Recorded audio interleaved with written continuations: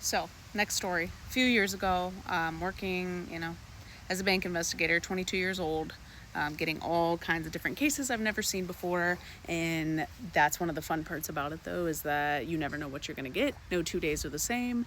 And I'm somebody who just figures it out, right? I try to think like the criminals do. I try to see where the controls lack. I try to see where the gaps are, the internal vulnerabilities, so that I know kind of how we got to this point, right?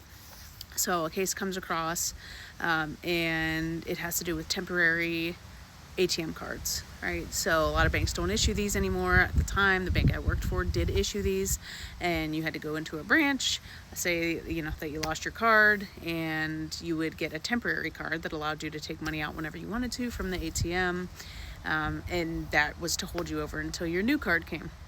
Right, so customer comes in, says, I want a temporary ATM card. Teller issues the card. Didn't realize at the time that she had just waited on another very wealthy customer and had his account number still in her copy paste, and pasted his account number on the new customer that just walked in, the young girl who wanted the temporary ATM card, pasted that account number and tied it to her temporary ATM card. So from there, she apparently realized it, let her boyfriend talk her into going ATM to ATM to ATM and taking out $500 here, $300 there, $500 more here, all across the city in, multiple cities in Northeast Ohio. What do you do with this, right? Because now we don't know who this customer is. We don't know whose account the card was supposed to be issued to. We just had her on camera, right? I think that's a common misconception in fraud cases, is you think, hey, you're on camera, you get caught, right? You do something bad, you get caught. Well, not everybody recognizes people on camera, right? Sometimes you see an image, you might think you know who it is, but you have no idea. The teller didn't record any information because she copied and pasted the person's number, the account number that came in before the girl. So, I'm like, what do I do with this thing, right? Compiled all my evidence, pulled all the documents, had all the bank statements, had my totals for the amounts that came out of the account, made it right with the first customer that it should have never happened to in the beginning.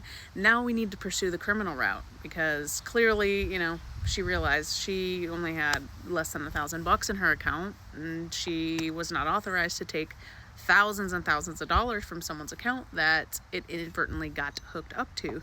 So what do we do, right? Lots of investigative work, right? Lots of social media digging, lots of open source intelligence, lots of posts and trying to identify the person on camera, and outreach to local law enforcement, but I can't necessarily get them to take the case yet because they also don't know who it is, and law enforcement needs to make sure that there is criminal intent there, right? Because we technically at the bank made the mistake, right? So we got to have that whole aspect of it too. So it was a long shot, but the branch happened to be in a city, not in the city I was in, but a city, about 30 minutes away. It was a small town, so I knew it was a long shot, but super small town. My very first job ever, this is a super weird story, my very first job ever was Arby's, right, at 17 years old. I knew there was a manager that I had at Arby's that went to this high school in this small town in Ohio. I knew that back then in 2007. And this branch happened to be in that town. I didn't even talk to this manager anymore. I wasn't at Arby's anymore. I didn't even have any connection with this guy anymore. But I'm like, I still have his number. It's a long shot, but let me see if for whatever reason, maybe he recognizes this person that I have on the camera. So I'm like, do you happen to know this girl? I know it's a long shot.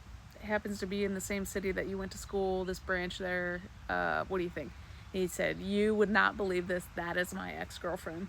He said, I am 1,000% sure that is her. I'm like, I didn't even know what to think or what to say. I accomplished my mission. Like, I thought he was joking. Sure enough, it was. Dug into her account, looked her up by name, looked back to see other times she had been in the branch to match up the pictures. Sure enough, it was her. I was able to get that case over to law enforcement. They had a pretty tough conversation with her. Long story short, her and her boyfriend ended up down the path of now having a criminal record. He already had one and roped her into this stuff once they saw the opportunity that was in front of them. And I think she ended up making a deal to pay restitution and be on probation. But you just never know. where your leads are going to come from. You never know where the case is going to take you. That's the fun stuff. That's the exciting part about it. Stay tuned for more Dirty Money Files. Ryan, video 2. Stay tuned. Hit subscribe.